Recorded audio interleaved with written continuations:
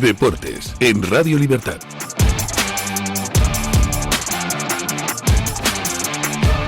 Buenos días y bienvenidos a Deportes en Libertad.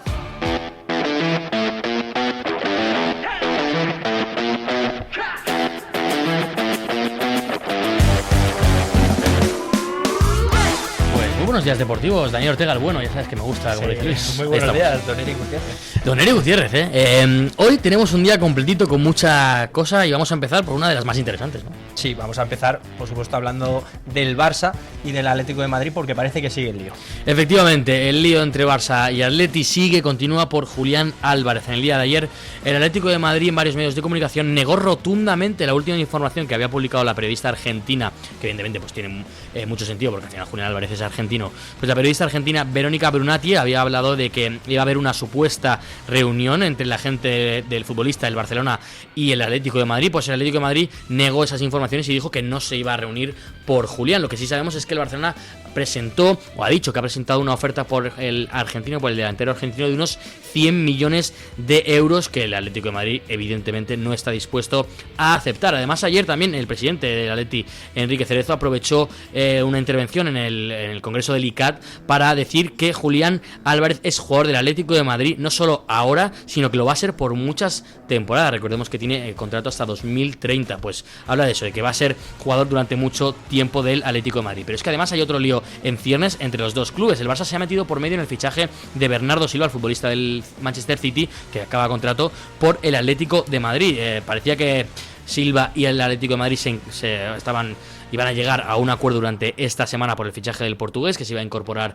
antes del Mundial, pero el Barcelona se ha metido por medio por el jugador de 31 años, y veremos en qué acaba esto y en qué club acaba Bernardo Silva. Por cierto, para cerrar las informaciones del Barça, estaría muy cerca el equipo azulgrana de cerrar el traspaso de Ansu Fati por 11 millones al Mónaco, que es la opción que tenía el equipo francés por el jugador español que ha jugado esta temporada allí. Nos vamos ahora a Madrid porque la campaña electoral sigue sin parar. Sí, sigue sin parar y además entra en esta semana decisiva y los sondeos empiezan a marcar tendencias. Según una encuesta publicada, el 77% de los socios con derecho a voto respaldaría a Florentino Pérez, mientras el 23% apoyaría a Enrique Riquelme. Una diferencia de más de 50 puntos que refuerza la sensación de esa continuidad en el Santiago Bernabéu, con el actual presidente como gran favorito para seguir al frente del club.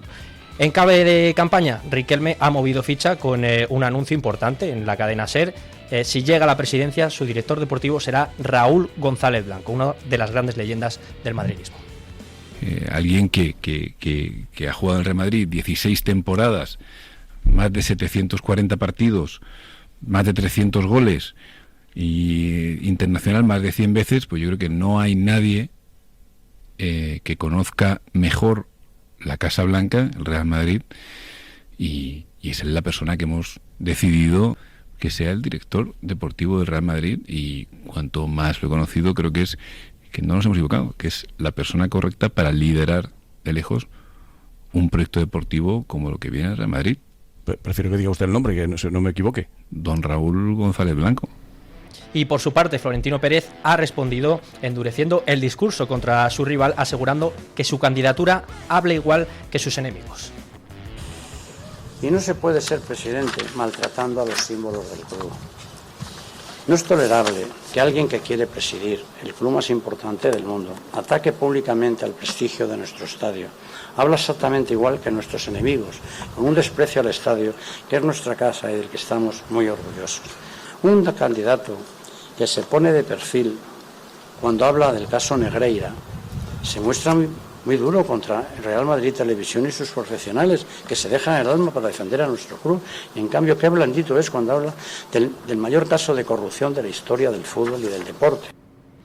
Días de máxima tensión en el Real Madrid, aunque todo apunta a que el actual presidente parte con ventaja clara para continuar en el cargo. Vamos ahora a hablar de la selección española porque ayer hubo media day. Efectivamente, en su tercer día de concentración, el segundo de trabajo, la selección española abrió sus puertas a los medios de comunicación para hablar en ese media day antes de ese partido previo del jueves 4 de junio. Por cierto, partido que se está hablando mucho si se va a jugar en Riazor o no, por la seguridad de los futbolistas, por esa invasión de campo que hubo en el último partido del Deportivo de La Coruña, pero que parece que sí que va a jugarse allí. Además, los encargados de la seguridad han asegurado que no hay ningún problema, que los futbolistas van a estar en perfecto estado. Después de ese partido, pues bueno, abrieron el día a los medios de comunicación y hablaron muchísimos protagonistas. Vamos con el primero de ellos, con el futbolista del FC Barcelona, Eric García, que habló de lo que es nuestra selección.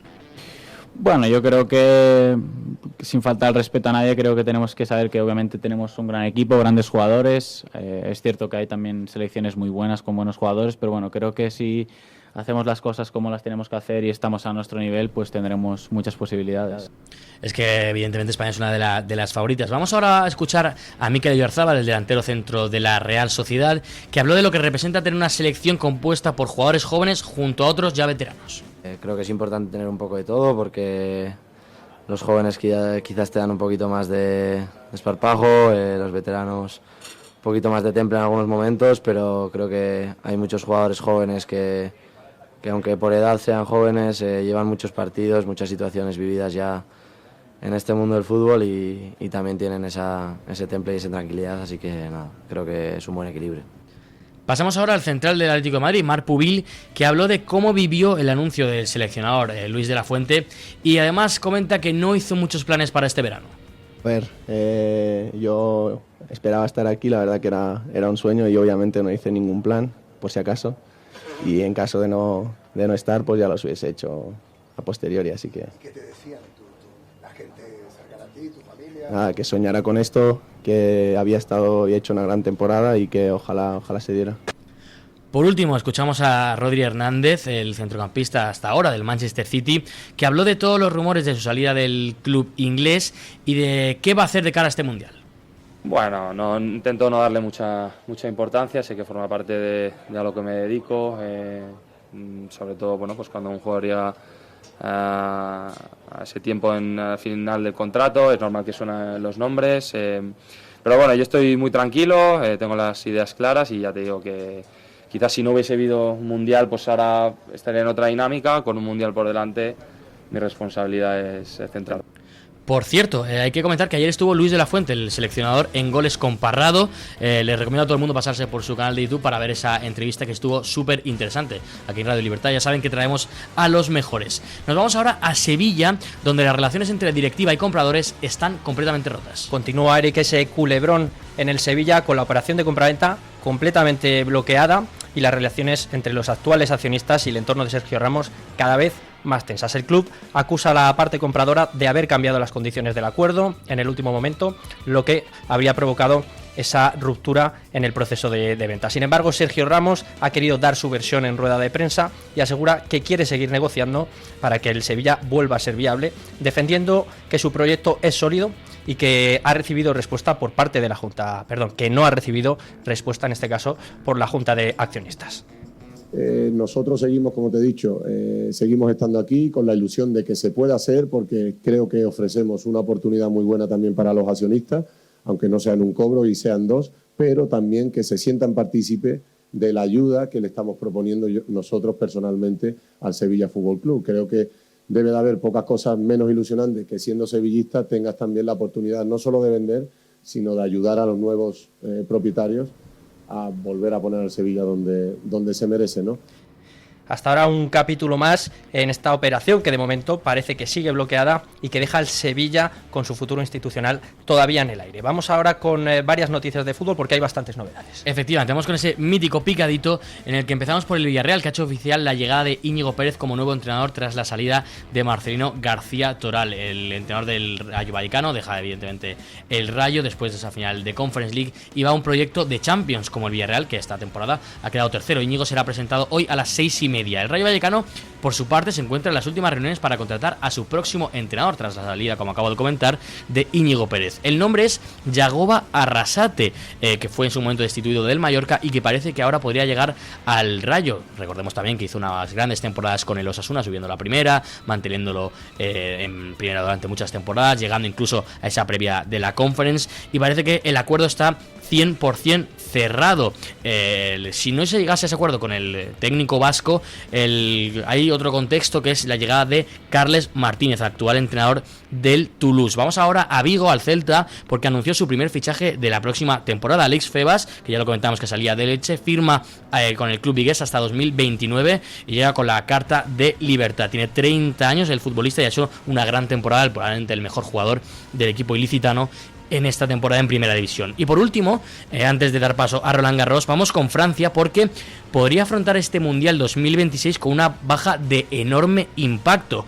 Algunas informaciones de diversos medios franceses e ingleses aseguran que William Saliba, el central de la selección francesa, uno de sus mejores centrales, si no decir el mejor, tuvo una lesión en esa final de Champions entre el Arsenal y el Paris Saint-Germain que podrían hacerle perderse la totalidad o parte del Mundial. Veremos qué acaba pasando y si se confirman los peores rumores. Cerramos las noticias hablando de tenis, porque hay que hablar evidentemente de Roland Garros. Sí, ya que hablando de Francia, toca hablar de Roland Garros, que continúa con protagonismo, en este caso absoluto, por el tenis español. Rafa Jodar ya está en cuartos de final tras vencer a su compatriota Pablo Carreño en ese gran partido. El madrileño de 19 años se medirá ahora a uno de los grandes favoritos al título, Alexander Zverev, en un duelo que está previsto para hoy alrededor de las 8:15 de la noche. Jodar ha reconocido que es el partido con el que siempre soñó desde pequeño.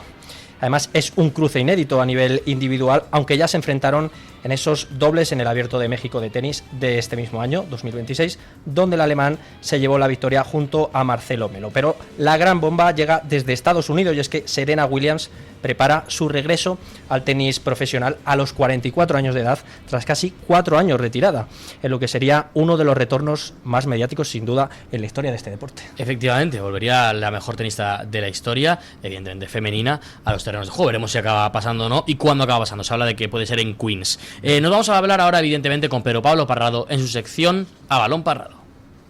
Buenos y deportivos días por la mañanita, amigos de Deportes en Libertad. Están en su punto álgido, diría yo, las elecciones a la presidencia del Madrid.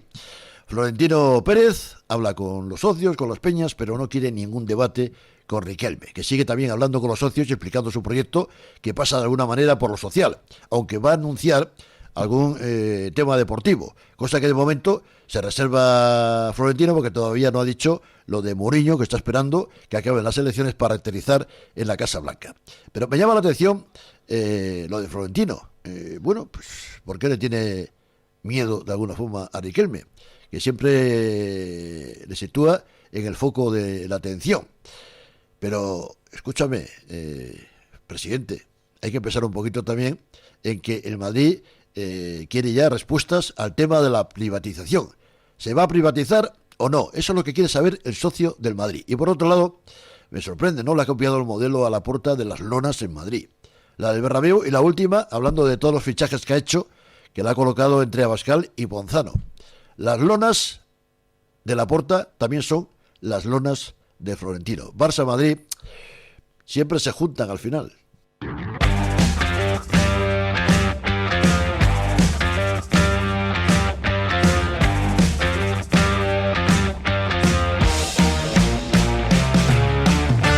Dani Ortega, ¿cómo estamos? Eric, vamos aquí a la tertulia del día de hoy, el mano a mano. Ponía los puntos sobre las sillas en el tema de las elecciones del Real Madrid, pero Pablo Parrado. Pero yo quiero, antes de que pasemos a otros temas, comentar un poco por encima lo que fue esa final de Champions, que no pudimos comentarla en el día de ayer, y preguntarte, Dani, ¿qué te pareció esa final de Champions y por qué te pareció un bocadillo de polvorones?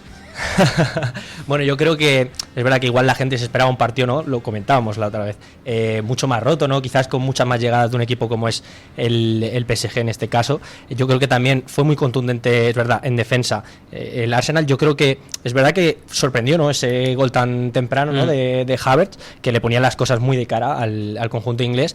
Y yo creo que se centró quizás demasiado, ¿no? en defender el partido en vez de ir a por otro gol, ¿no? Que hubiese sentenciado seguramente la eliminatoria, porque yo creo que rindió muy bien a nivel defensivo, pero el error, yo creo, más allá de luego ese penalti que comete, que yo creo que es lo que directamente hace que luego acabe perdiendo la final, yo creo que el Arsenal hizo un buen partido atrás, pero le faltó ser más contundente arriba. Yo cuando vi empezar el partido y vi el gol del Arsenal dije, pues aquí vamos a tener un partido complicado, porque creo que lo que peor le podía pasar al PSG y al aficionado del fútbol es que el Arsenal se adelantase, porque iba a ser un gol y meterse atrás, y fue exactamente lo que pasó. Además es que les prometo que fue así, o sea, vi el gol y dije, lo que se viene aquí, y efectivamente así lo fue, un Arsenal completamente cerrado, el PSG que prácticamente no tenía ningún hueco, sus futbolistas no sabían por dónde meterse. Lo único que yo veía un poco así fue Kvaratskhelia, que justo fue el que provoca el penalti, escurriéndose un poquito, pero defensivamente hay que reconocer que aunque para el espectador fuese terrible,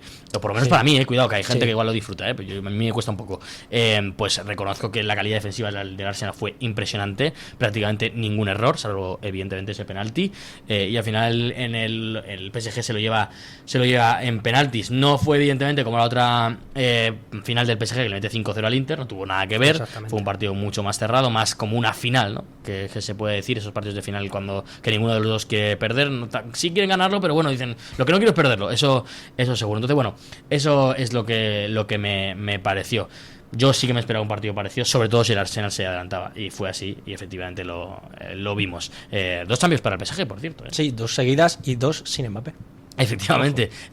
Yo creo que para Mbappé ver al PSG ganar tiene que ser durísimo, porque al final se va allí a ganar, se junta con Neymar, se junta con Messi, no consigue ganar, viene un club ganador de Champions con el Madrid, deja de ganar, mucha polémica con él, y encima el club del que sale, que supuestamente no tenía estrellas, pues 2 Champions seguidas, es verdad. Lo decía el propio Luis Enrique, ¿no? Además de que él había construido un proyecto acorde a ese jugador, no la plantilla, para jugar específicamente, en este caso, para un jugador como es Kylian Mbappé, y que desde su marcha él iba a poder hacer lo que él quisiera con su equipo, y parece que él de momento lo está logrando y está camino de lograr esas 3 Champions consecutivas que hasta ahora solo otorgaba el Real Madrid. Efectivamente, sigues con otro tema del día, bueno, este no es del día, pero bueno, quería comentarlo por encima por lo menos. Vamos con el lío con Julián Álvarez. Te quiero preguntar, Dani, porque no le hemos hablado fuera de micrófonos, ¿qué va a pasar con Julián?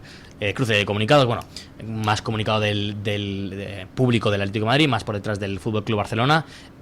¿Acabará quedándose, Julián? Yo es que lo veo prácticamente imposible que acabe quedándose. No yo digo que vaya al Barça, pero quedándose en el Atleti lo veo muy complicado. Es que claro, el tema está en que Julián de marcharse solo, ya lo ha dejado claro, que solo quiere marcharse al Barça. Incluso se ha llegado a retirar el PSG de esas negociaciones por el hecho de que el jugador ahora mismo solo le interesa jugar en el Barça. También está otro equipo como el Arsenal, finalista de la Champions, pero yo creo que es muy difícil que no termine saliendo, pero a la vez, bueno, lo escuchamos el otro día en las declaraciones del presidente del Atlético de Madrid, se cierra en banda y dice que no va a vender a su jugador, pero es verdad que existen esas negociaciones. Yo creo que va a ser seguramente el culebrón del verano. No creo que este fichaje se cierre ni muchísimo menos antes del Mundial, yo creo que va para largo. Pero bueno, yo creo que sí que puede llegar a darse, pero sin duda el Atlético no lo va a poner fácil. No, yo creo que el Atlético nunca lo pone fácil, el Atlético de Madrid en general, y menos al Barça. Evidentemente es un rival directo, lo entiendo, y el Atlético se cierra en banda. Yo creo que es muy difícil que acabe quedándose en el Atlético de Madrid, porque a pesar de que evidentemente estas informaciones salen por parte del Barça, yo siempre llevo diciendo aquí meses que Julián las apoya, si no, no saldrían las cosas como son, porque si no se hubiese cerrado en banda a Julián y ya está. Entonces yo creo que el Atlético de Madrid está cansado del tema Julián por parte de la prensa catalana, pero en general yo creo que está cansado del tema Julián también por Julián, el atleticismo sobre todo. Yo creo, hablábamos con Natalia en su momento, que ella misma decía que bueno, que si quería ir, que se vaya, ¿no? No al Barça, estoy hablando, pero que se vaya, ¿no? Yo creo que además la clave ahora está en que parece que ese factor diferencial, ¿no?, que marcaría ya definitivamente ese fichaje, sería que Julián no pues hiciese unas declaraciones como hizo Lewandowski en su día al llegar al Barça, diciendo claramente que quiere marcharse al Barça. Así que bueno, veremos qué termina sucediendo, pero ahora mismo es verdad que existe un acuerdo, parece, ¿no?, entre Barça y jugador, pero ahora se tienen que poner de acuerdo las dos partes de clubes, en este caso Atlético de Madrid y Barça, por esos 120-130 millones parece ser. Veremos qué termina pasando. Yo quería comentar también que por parte del Atlético de Madrid con lo que pusieron los comunicados que hicieron otro día en redes sociales, que lo vimos todos, que fueron bastante graciosos, si lo acaban vendiendo al Barça sería un ridículo grande. Sí. Entonces, por esos comunicados y tal, me sorprendería mucho que lo acabasen vendiendo al Barça, porque es que, ¿cómo le vendes a la afición? Que bueno, que Julián se ha ido, que te ha ido tu estrella, pero bueno, se quería ir, yo creo que eso la afición lo podría encajar bien, pero que has hecho esos comunicados, que has dejado ver que el Barcelona no se va de ninguna de las maneras y lo acabas vendiendo al Barça. Por eso digo que a mí me sorprendería, lo veo más igual, o asumiendo Julián que se tiene que quedar y quedándose, que también lo veo complicado, o yéndose a otro equipo. Ponías tú en la mesa del Arsenal, yo creo que el PSG hasta el final va a estar ahí, porque es un grandísimo jugador Julián, veremos qué acaba pasando. Y otro tema que te saco, de este mismo saco, valga la redundancia, este tema. Bernardo Silva. Parecía que estaba hecho con el Atlético de Madrid y ahora se mete el Barça. ¿Dónde va a acabar? Bueno, parece que al final el jugador también, parece que de momento todos los jugadores que están sonando prefieren o priorizan al Barça, ¿no?, antes que al Atlético de Madrid. En este caso, Bernardo Silva, como tú bien habías dicho, había sonado para el conjunto colchonero, pero parece que el jugador lo tiene claro. Y el único que se oponía quizás a este fichaje de primeras parecía Hansi Flick, que no lo veía claro, pero parece que ya finalmente sí que han llegado a un acuerdo y que, bueno, parece que es cuestión de días que se produzca este fichaje. Yo tengo alguna duda en cuanto a su encaje en el Barça. Tiene que haber salidas. Efectivamente, tiene que haber salidas, que yo creo que las va a haber. Y su llegada al Barça, porque yo lo veía muy hecho con el Atlético de Madrid, la verdad, y creo que hubiese sido un gran fichaje para esa banda derecha del Atlético, incluso en ese doble pivote. Creo que con la edad se podría haber puesto ahí en ese doble pivote quizás con Barrios, tal. Ese futbolista ya ha venido a menos, es verdad que no es su mejor momento, pero bueno, me parecía ciertamente interesante, con mucho sacrificio, que eso evidentemente al Cholo le encanta, bueno, a todos, a Flick también le encanta, sí. Pero es un futbolista, creo que es el futbolista que más minutos ha jugado con Pep Guardiola. Con Pep Guardiola, sí. Ojo eso, ojo ese tema. Mañana estaremos aquí, como todos los miércoles, en Deportes y Libertad, contando toda la actualidad. Nos vemos mañana. Deportes en Radio Libertad.